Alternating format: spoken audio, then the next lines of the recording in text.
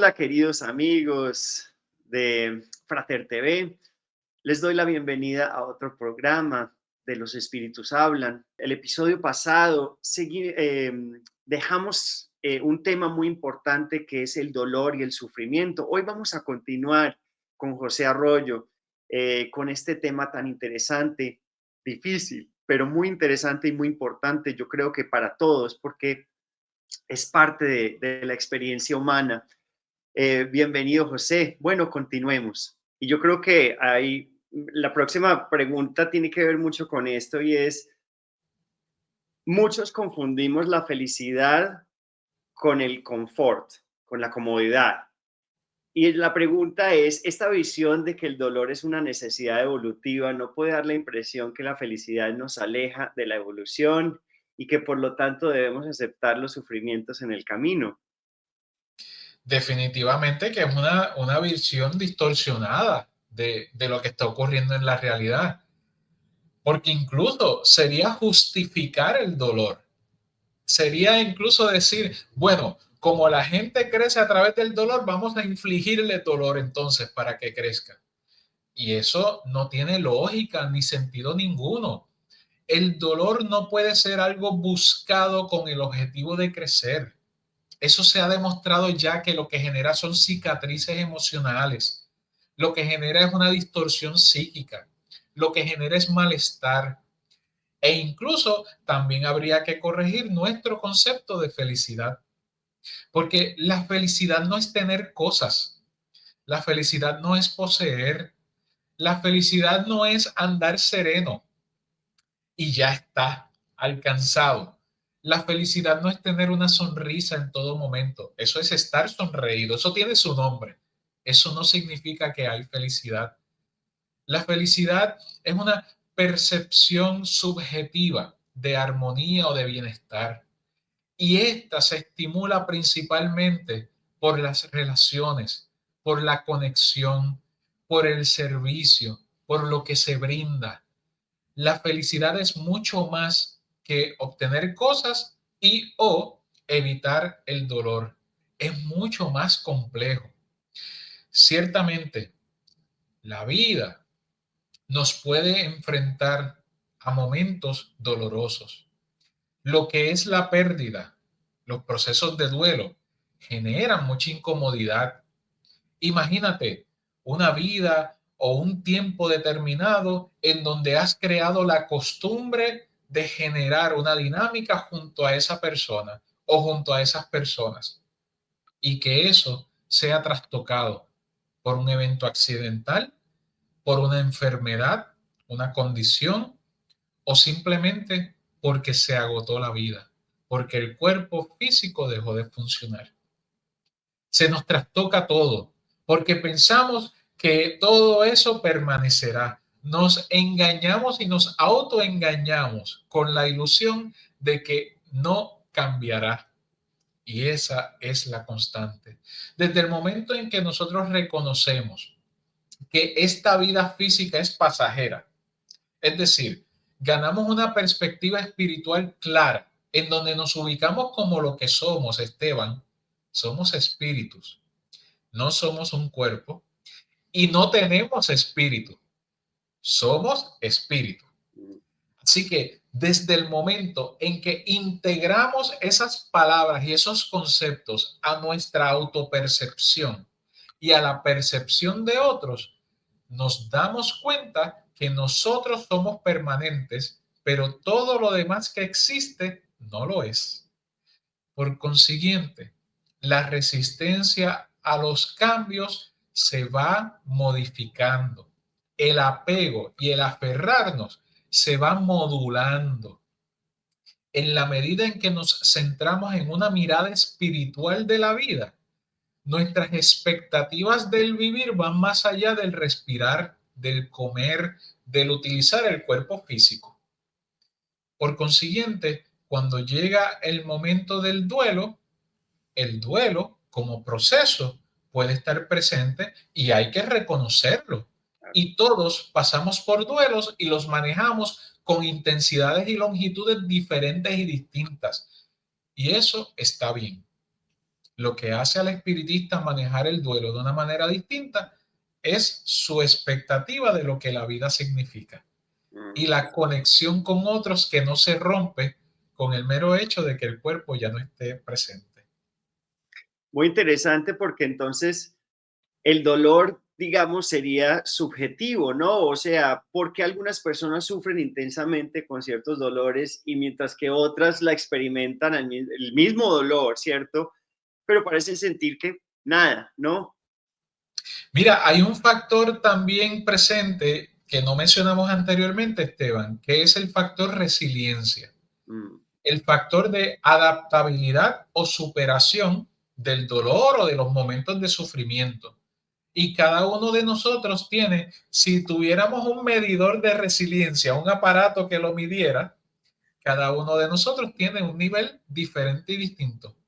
Nuestra constitución espiritual, entiéndase, nuestro bagaje, nuestras experiencias, nuestras culturas, nuestras vivencias, nuestras virtudes, nuestros defectos o áreas por mejorar, todo lo que viene siendo lo que nos hace a cada uno ser de manera distinta, tiene que ver con cuán resilientes podemos ser ante el dolor, cuán rápido nos podemos reponer o incluso debido a nuestras experiencias pretéritas, nosotros hoy podemos enfrentar un dolor que para otros sea insoportable y para nosotros ser pasajero y viceversa.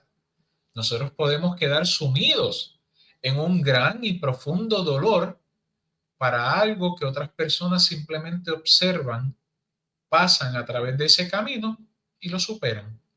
Y este relativismo de las experiencias es importante también tenerlo consciente y presente porque somos seres únicos. En esencia, somos iguales, somos espíritus, pero cada uno de nosotros, una de las razones por las que el respeto debería ser ley, el respeto es básicamente la regla universal del amor convertida en algo concreto, debería estar fundamentado en la comprensión de lo único que somos cada uno de nosotros. E incluso a veces las comparaciones son injustas debido a eso mismo. Hablemos entonces de el dolor más fuerte que yo consideraría que una de las dos cosas que son más fuertes con relación al dolor es la depresión y el duelo. ¿Qué nos diría o qué nos orienta el espiritismo, aquellas personas que están pasando por esa depresión o ese duelo? Muy bien. Bueno, me parece que lo primero que deberíamos dejar claro es que el espiritismo camina de la mano de las ciencias, como bien fue la recomendación de Allan Kardec, de su fundador. Y por tanto, hay herramientas, estrategias y personas en torno a la salud emocional que tienen lo necesario para que podamos afrontar y superar. En el caso de la depresión, eso es un diagnóstico cuando hay una persistencia de una tristeza que no es superable y ese diagnóstico necesita tratamiento, necesita acompañamiento, necesita a aquellos que tienen una mejor perspectiva y una preparación para poder brindarnos herramientas, para poder ofrecernos palabras, para poder estar ahí con nosotros, porque la depresión no es como una gripe o como un catarro. No se va a ir solita con el hecho de yo tomar un poquito de vitamina. La depresión necesita acción. La depresión necesita confrontación. La depresión necesita superación. Y en muchas ocasiones, la persona deprimida no siente las energías, no percibe los pensamientos que los buenos espíritus nos ofrecen para poder superarlas por sí mismas. Hay personas que sí, volvemos a las diferencias individuales. Hay personas que sí, que son muy resilientes, que pasan por momentos de tristeza que ellas pensaban que era depresión, realmente no era una depresión, era un momento de tristeza que se prolongó y duró un tiempo y ellas mismas se reponen y se reconstituyen. Y eso está bien, pero hay personas que no. que necesitan la mano amiga y sobre todo necesitan la mano profesional. Ahora bien, todos los seres humanos, todos, gravitamos en torno al duelo. Y Esteban, no estoy hablando exclusivamente del duelo debido a la muerte de un familiar o a la muerte de un ser querido. Ese es un tipo de duelo. El duelo se refiere a la pérdida, a la percepción de pérdida. Así que cuando hay un divorcio, hay duelo. Cuando hay desempleo, hay duelo. Efectivamente, cuando la muerte ocurre, hay duelo. Cuando cambia nuestra salud, hay duelo. Cuando recibimos un diagnóstico, hay duelo. Hay duelo en distintos momentos y etapas de la vida. Y el duelo tiene unas características y a la misma vez tiene unas etapas. Y el duelo es superable. Y el propio individuo sí puede pasar a través de diferentes etapas en el manejo del duelo, pero también puede apoyarse en la bondad de otras personas. También puede superarlas, porque tanto la depresión como el duelo no tienen que ser permanentes. Quien hoy está viendo este video, si no lo sabías, es importante que sepas que tú no tienes que vivir en depresión y tú no tienes que vivir en el duelo constante. Ambos son superables y no solamente superables, sino los puedes integrar a tu vida.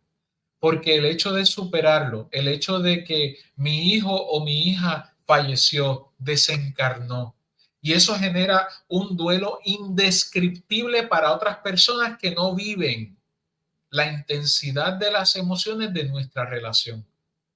Porque incluso dos padres o dos madres pueden describir su pérdida y van a haber intensidades diferentes y descripciones distintas, aunque hay una similitud en el hecho. Podemos pasar por ese duelo y el mero hecho de superar el duelo, de no vivir en una tristeza constante, no significa que deje de amar, no significa que amo menos, no significa que no valoro, no significa que no le tengo presente. Significa que estoy continuando viviendo la vida, manejando de una forma distinta mis emociones. Y eso es posible. Y eso es lo que ese ser querido que tanto amas y que perdiste quiere para ti, que estés bien, porque tu bienestar también es su bienestar.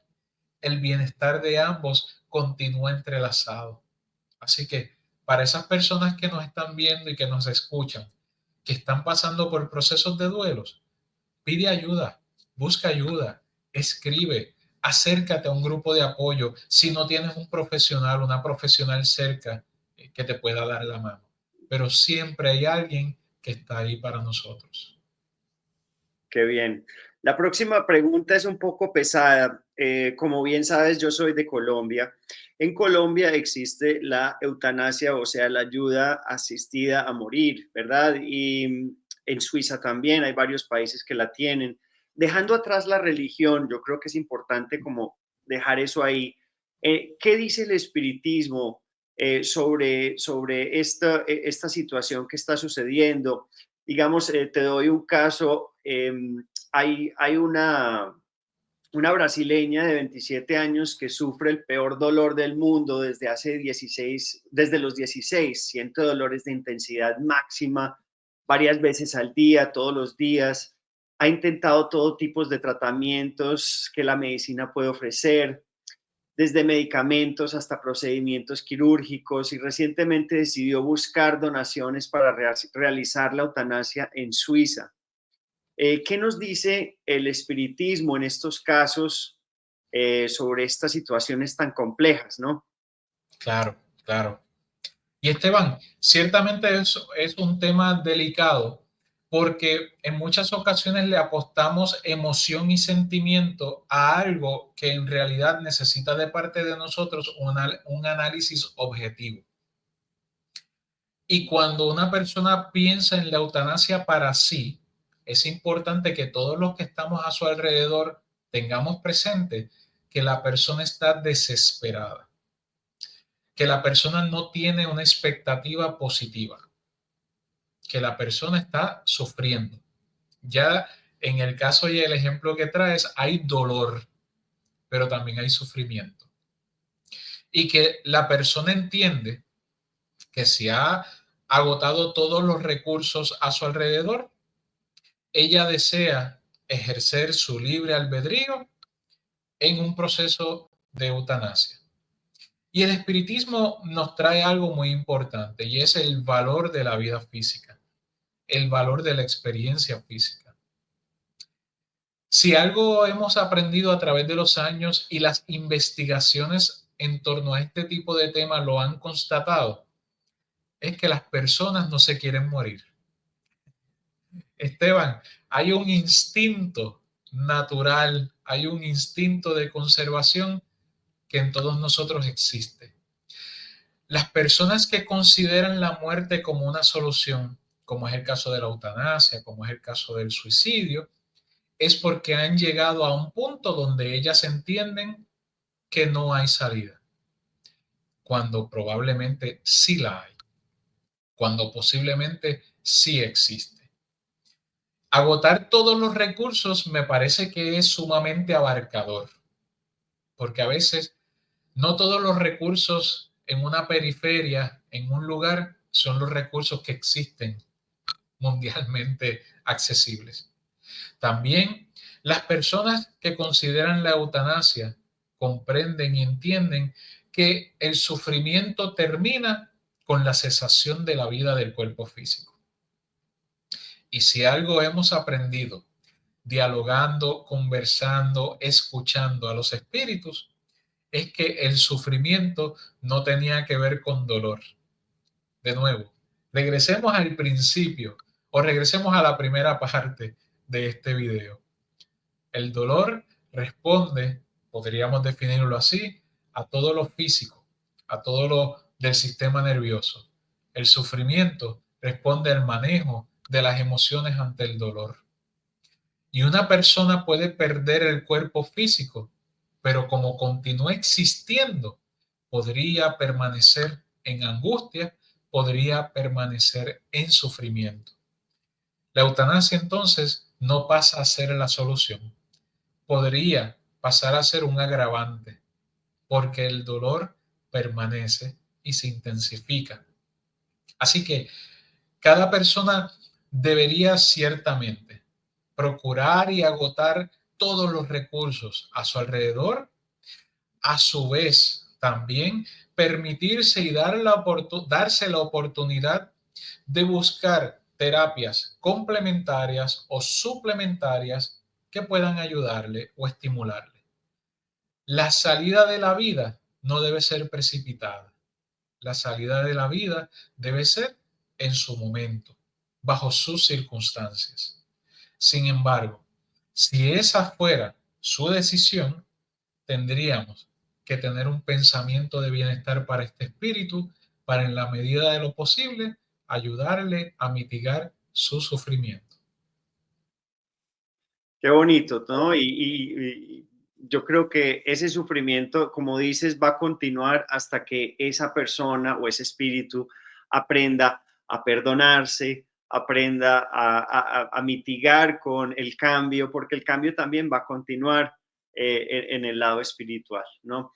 Qué bonito programa. Yo creo que muchos hoy aprendimos un poco sobre la diferencia del dolor y el sufrimiento y desafortunadamente ya se nos acabó el tiempo, pero quería agradecerte de todo corazón, José, como siempre, nos salen unos programas hermosos, inclusive con temas tan difíciles, yo puedo decir que te llegan al corazón y son muy útiles para cada uno de nosotros y los que nos están viendo hoy. Entonces te agradecemos. Esteban, y yo te agradezco la conducción de cada programa que tenemos juntos, que me lo disfruto muchísimo. Mi esposa siempre me pregunta, ¿te lo disfrutaste? Y yo, pues claro que sí. Mucho, sí. Y eso es parte también de lo que nos permite ser espontáneos, hablar desde la honestidad, la sinceridad. No tenemos que tener un libreto, no tenemos que citar un texto, porque podemos efectivamente identificarnos con el público que va a estar viendo este video, podemos sentir Ahora bien, siendo parte de este programa, tu dolor es mi dolor, es nuestro dolor. Tu sufrimiento es mi sufrimiento y es nuestro sufrimiento. Así Como es. espiritistas, la empatía dejó de ser una virtud o un llamado. La empatía es el estándar que tenemos que comprender y vivir. Así que hacer este programa para llegar a otras personas que efectivamente sabemos que se pueden nutrir y se pueden beneficiar es todo un placer. Así que también muy agradecido, Esteban. Gracias, gracias. Bueno, mis queridos amigos, de verdad les agradezco siempre por ayudarnos y apoyarnos. Si no se han suscrito a nuestro canal, como siempre, por favor, es una obra de caridad, nos ayudarían mucho, pero también le ayudarían a cambiar el algoritmo y hacer que le lleguemos a más personas. Entonces es algo gratis, algo fácil. Suscríbanse, pongan la campanita para que les lleguen los nuevos episodios y les deseo como siempre mucha paz y nos vemos en el próximo episodio. Chao, chao. Adiós.